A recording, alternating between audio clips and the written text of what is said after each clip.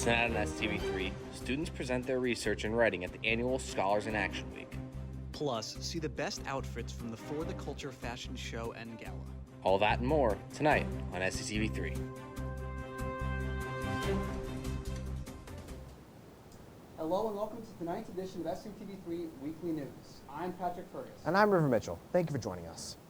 We begin tonight right here on Alden Street with Springfield College's annual Scholars in Action.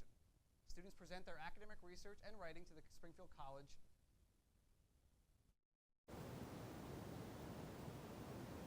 To the Springfield College community in a week-long four-part event. Presentations include poster sessions, paper or oral lectures, and Q&A sessions.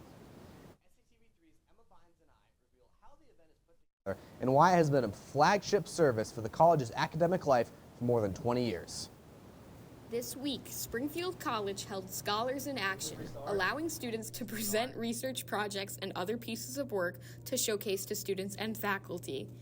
The event got kicked off on Monday and wrapped up today at 1:05 in the afternoon.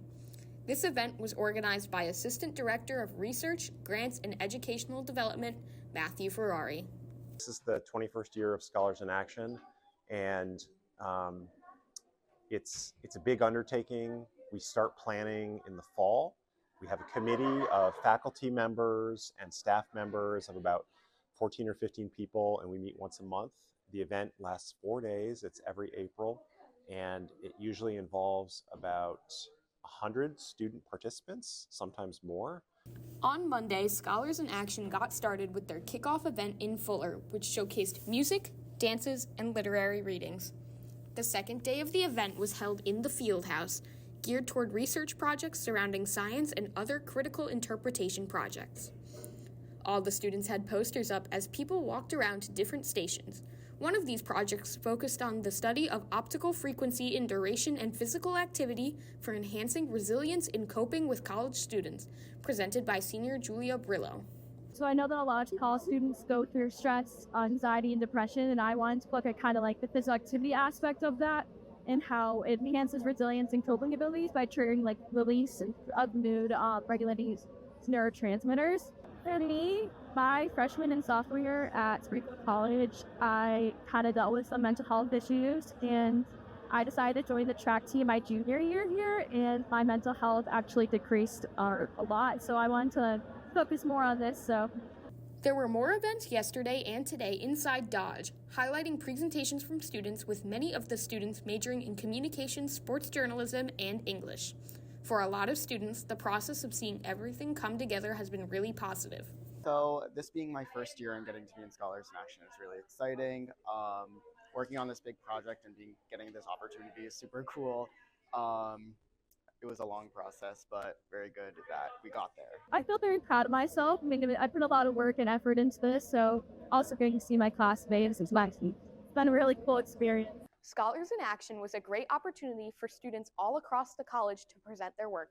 For SCTV3, I'm Emma Bynes. Today, Scholars in Action wrapped up with its keynote panel.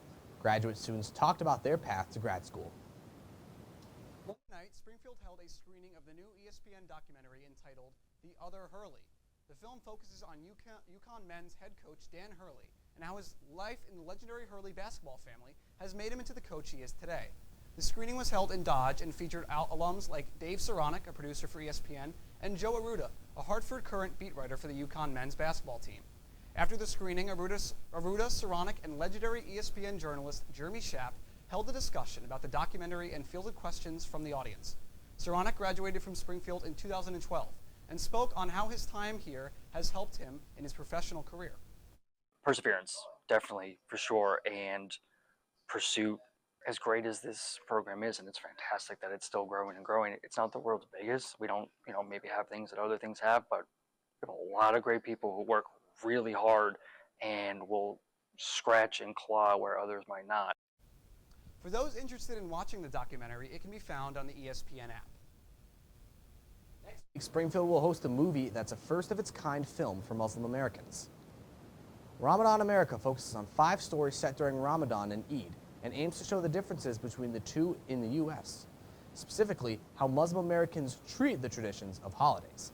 Executive producer Assad Butt is coming to campus next Monday. The Refuge Lion production makes history as one of the first films written, directed, and starring Muslim Americans. The screening will be followed by a Q&A with Butt. The viewing will take place in the Fuller Arts Center on April 21st from noon to 2:30. The Thoughts in Motion exhibit opened in the Blizzard Art Gallery on Monday afternoon. The gallery features the work of 5 graduating seniors in the Department of Visual and Performing Arts. There was a significant turnout at the opening reception, with students and faculty eager to see the variety of art that was on display. A number of different forms are on display in the gallery, including drawing, painting, sculpture, and digitally formatted work. One of the senior students, Michael Ott, says his contribution to the exhibit is an animation-based website, a project that highlights the development of his artistic skills during his time at Springfield. I really had to try and pull myself out of my own creative tendencies and just not really knowing what to create, and then being able to all of a sudden be in this, art show, this gallery show, working on stuff that I never even thought I could. Members of the campus community can visit the gallery weekdays from 9:30 to 4 until April 25th, at which time a closing reception will be held.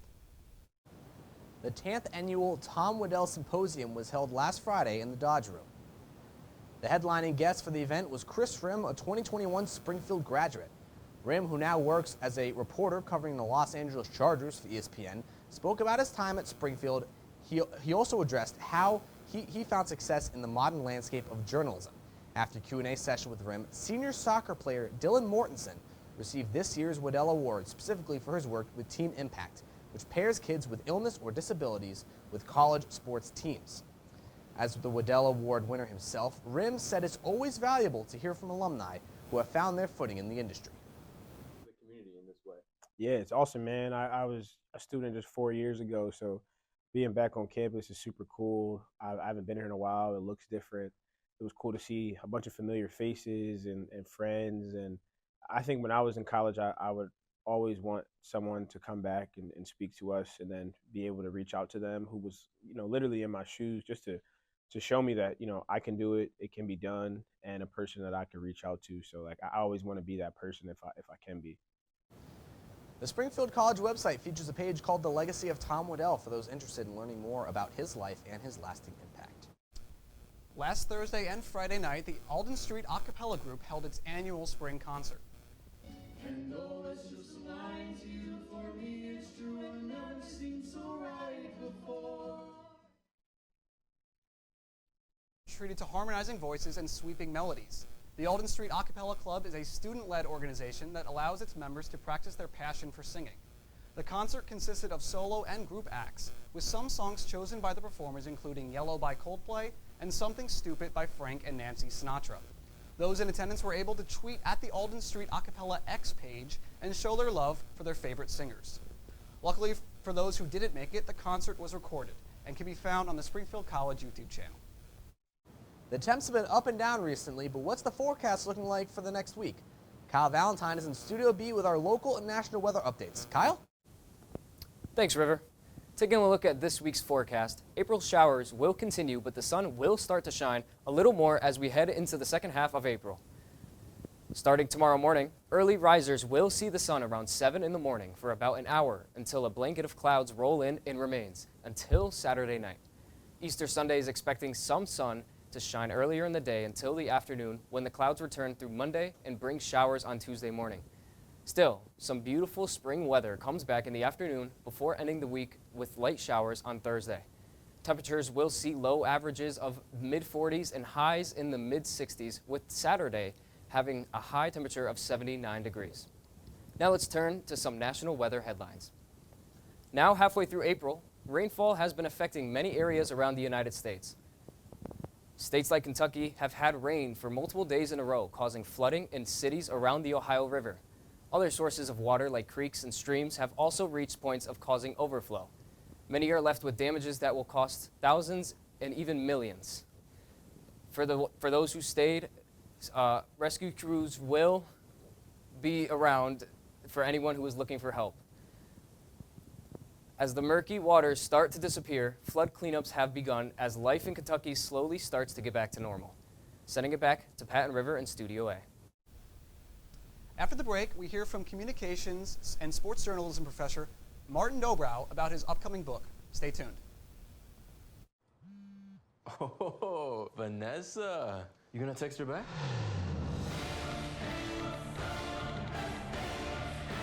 Nope. I'm high. I'm gonna hit the treadmill. You're already making good decisions when you're high. We need to go meet the guys. I'm lit. Can you drive? Nope. I'm high. How about they come over? Where? Don't make an exception when it comes to driving. If you feel different, you drive different.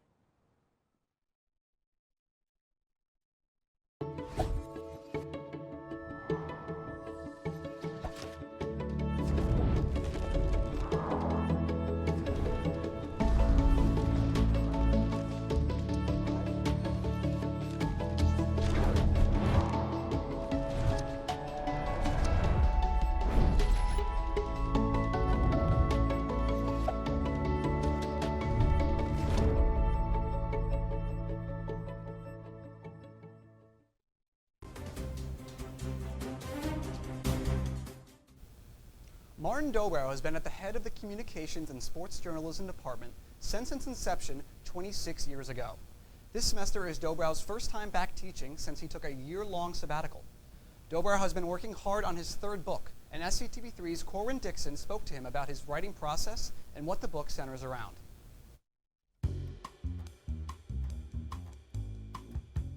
So it's a civil rights book that focuses on a narrow swath of time between the March on Washington, August 28, 1963, and the signing of the Civil Rights Act, July 2nd, 1964. It's 10 months, 5 days. You know, the way I came to it was really through a Springfield College story about Dr. King speaking at the 1964 commencement, some amazing circumstances surrounding that. And one of those circumstances was that 3 days before he was to be here, he was arrested in St. Augustine, Florida. And when I sort of asked myself the question, what was going on down there, that led to rabbit hole after rabbit hole after rabbit hole over many years, because I'm all sort of self-taught in terms of history. That has been the path. It's been hard, it's been fascinating, it's been long, because the learning curve was enormous, and I have this full-time job teaching here. But we're nearing the finish line.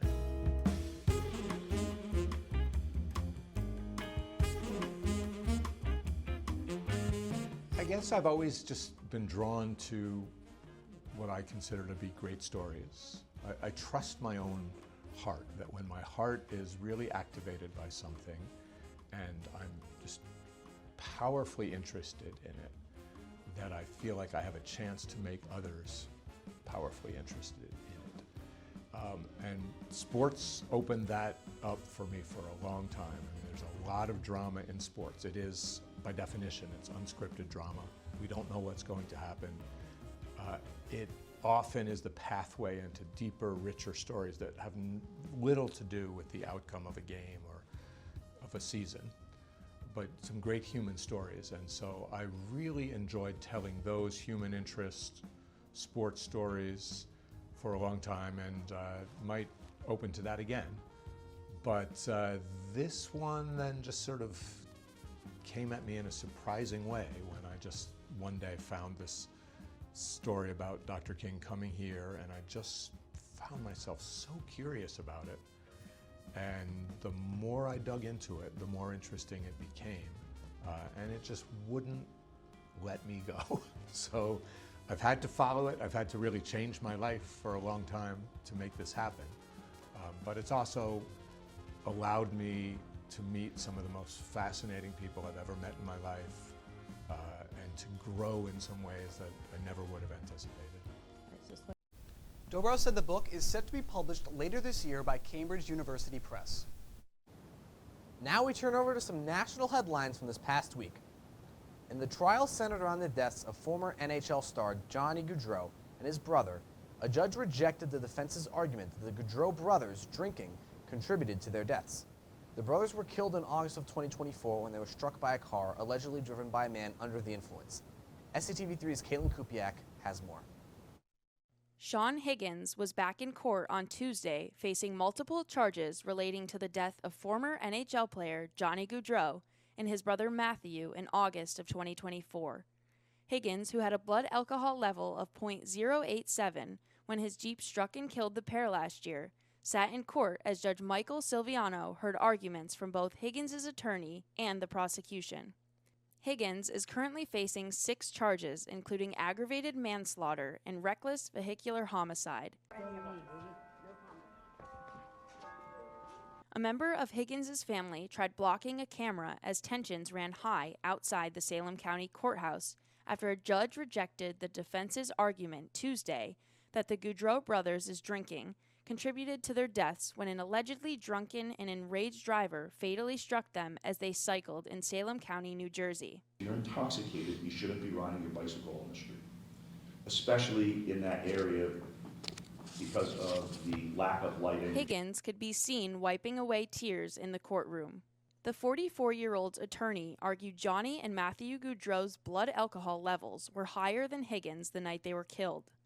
They see the grand jury didn't hear all the facts last year before approving charges. I don't intend to use these lab results at trial. I don't deem them relevant for the state's case in chief. The assistant prosecutor said the grand jury listened to more than 2 hours of testimony.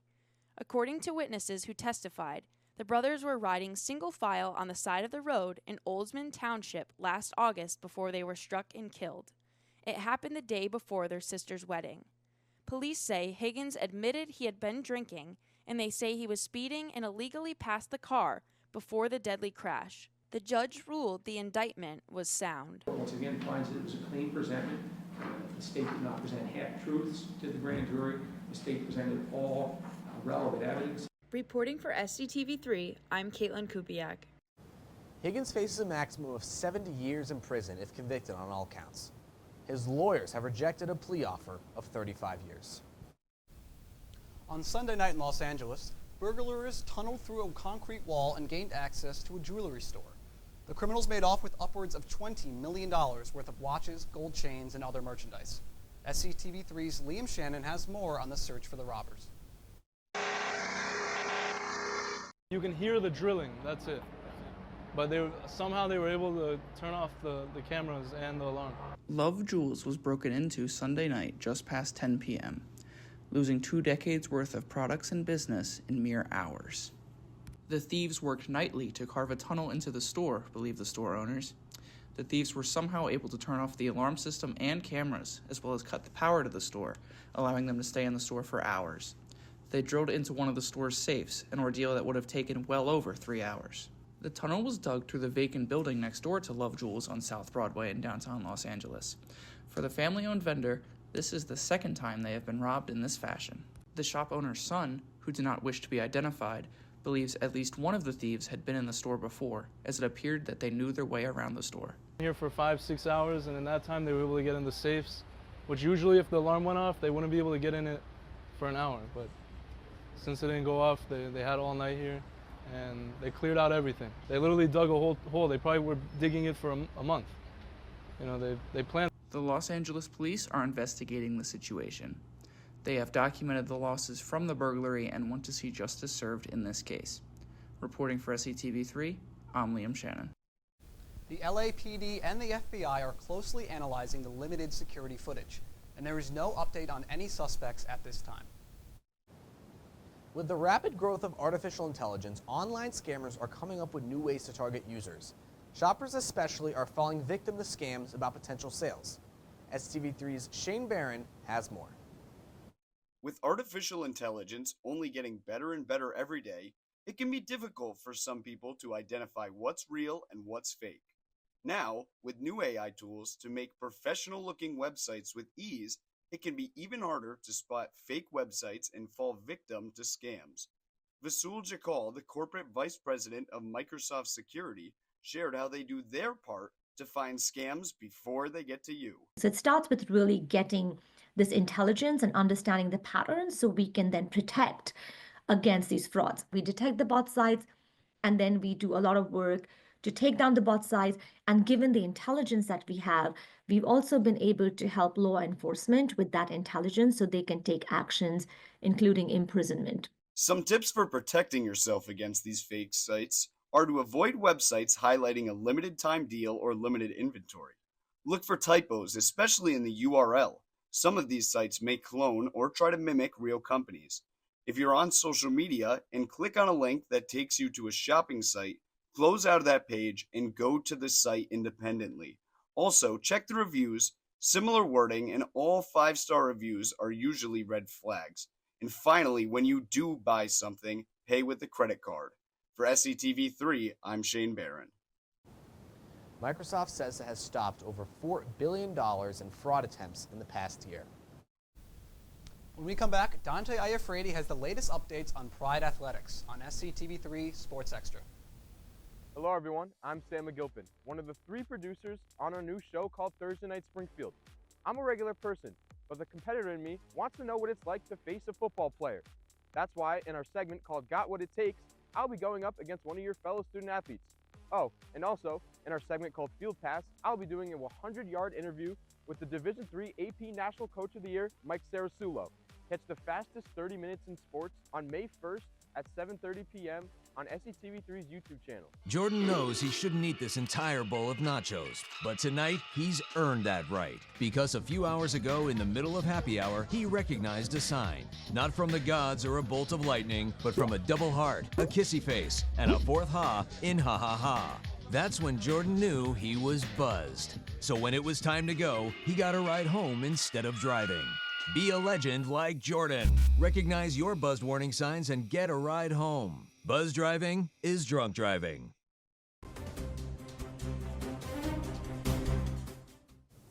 Hello and welcome to this week's edition of SCTV3 Sports Extra. I'm Dante Iafredi, bringing you the latest news on all things Pride Athletics. Here's a look at how Springfield Athletics performed this week. The baseball team fell to MIT last Friday 15-7, despite taking an early first-inning lead. Sophomore infielder Chris Bouchies had a 3-run RBI as he piped one into the left center field gap as he's rounding the bases at tough speed. And the Pride went 3-1 this past week, and much of their remaining schedule is on the road. They are back in action at Clark for a doubleheader this Saturday. Softball faced MIT in a doubleheader this past Sunday. MIT took the first game by a score of 7-0, but the Pride were able to bounce back with a dominant 11-3 win in the nightcap. It was junior Amelia DeRosa who had a 3-run RBI. Bases were loaded, and Amelia DeRosa, one of the better hitters on the Springfield softball team, put one in the left center gap as well. A diving play by the MIT center fielder could not get there in time, and that was a big reason why Springfield took the win. Springfield also took on Amherst in another doubleheader yesterday, sweeping both games. Now sitting at 17-9. The Pride take on Coast Guard this Saturday at 12-2. Women's lacrosse fell to MIT 13-11 on Wednesday night. But that was before Izzy Mazzi passed to junior Lily Johnson right over the center. MIT was able to hold on for the win in the new MAC play. The Pride play their next game away at Babson on Saturday. The Springfield College men's gymnastics and volleyball teams held a send-off Tuesday afternoon on the steps of Blake Arena before their respective national competitions. The men's volleyball team was chosen to travel to Kenosha, Wisconsin, where it will take on Mount Union on the campus of Carthage University. They finished the regular season with a record of 22-2 against Division III opponents, finishing 4th in the country in the NCAA's NPI rankings. The men's gymnastics teams will send 10 athletes to the national meet in Ann Arbor on the campus of the University of Michigan. Standout Caleb Palacio will compete in the all-around competition. Both teams compete tomorrow with gymnastics at 1 on ESPN Plus and volleyball at 5 on NCAA.com.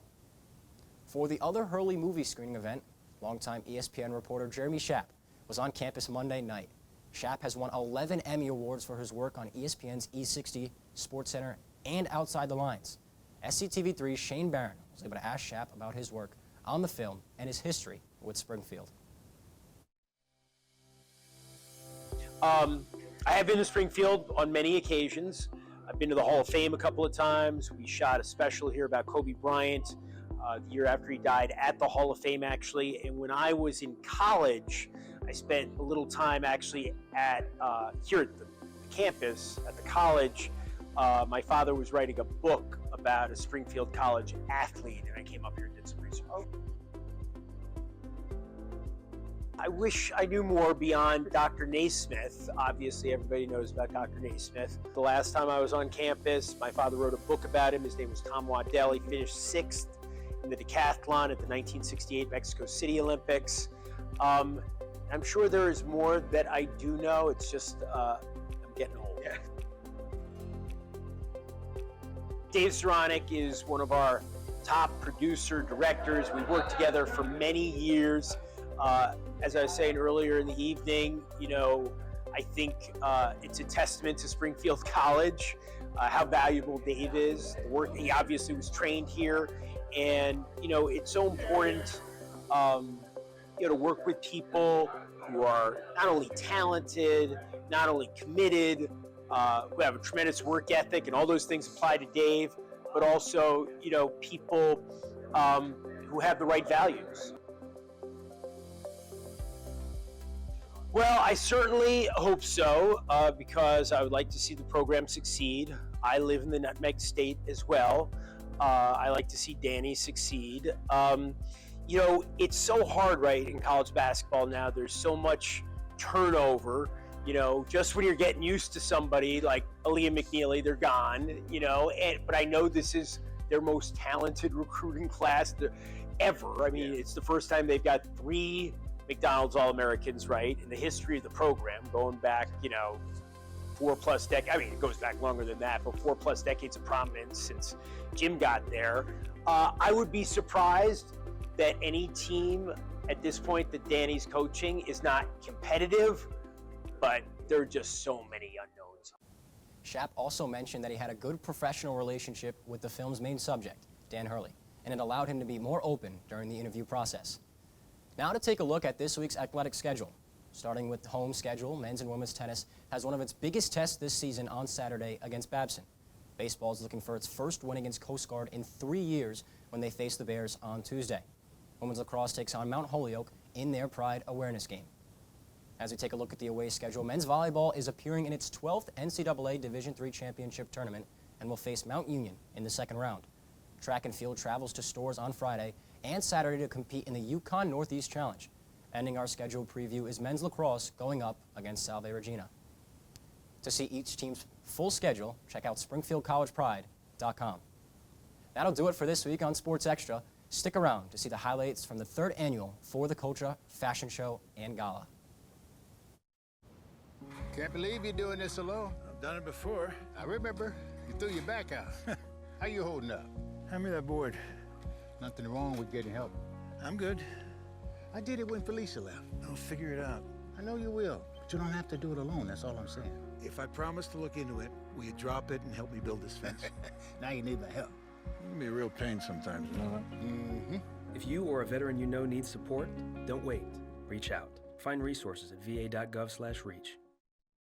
Hey guys, how are you today? Good. I'm here to talk about how with technology you can make amazing worlds. Come with me. My team and I bring the Halo world to life. Is that you? That is me. I wasn't a math genius and I knew nothing about coding. But you guys do. You guys have the power to change things. I want your job. I want you to have my job.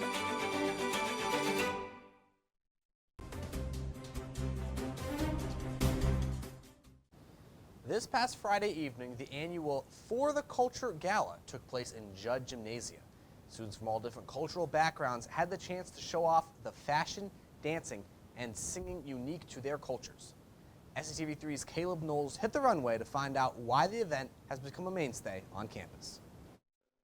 This past Friday evening, Judd Gymnasia came alive for the annual For the Culture Gala.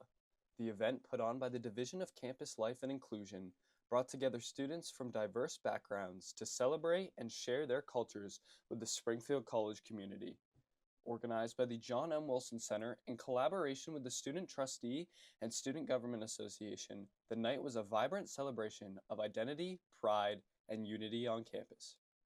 Students and staff took the stage to express their cultural roots through music, dance, and fashion, The runway came alive with energy as participants showcased traditional attire and personal styles that reflected their heritage.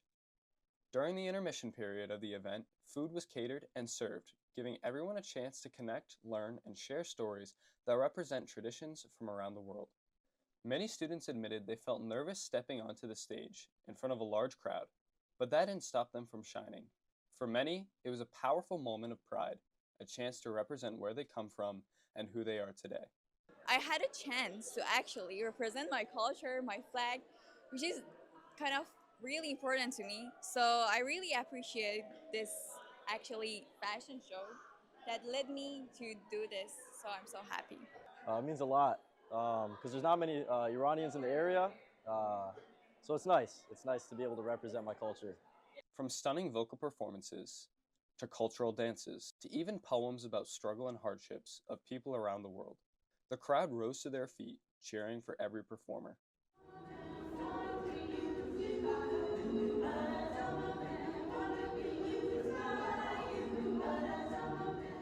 My flag, I waved it as much as I could. I think since I come from a very small country, it's not represented, and a lot of people don't know about Nepal, which I really think everyone should look into because Mount Everest and a lot of cultures are out from there. And I'm just proud as a student from like few community to be representing my country. Just proud. In the back of the venue, the Pride Pantry had a special table set up. Now accepting donations of culturally diverse clothing, students can now donate or pick up clothing, whether it's everyday wear or cultural garments, for free. It's the new initiative designed to promote sustainability while also celebrating cultural identity. There are more than 120 international students representing 40 different countries at Springfield College. The gala gave an opportunity to show the beauty and diversity and gave everyone an opportunity to share their story. Reporting for SCTV3, I'm Caleb Knowles. That's all we have tonight on Weekly News. Thank you for joining us. If you want to see more from us, check out our YouTube channel for past shows and stories. And tune in next week. Same time, same place.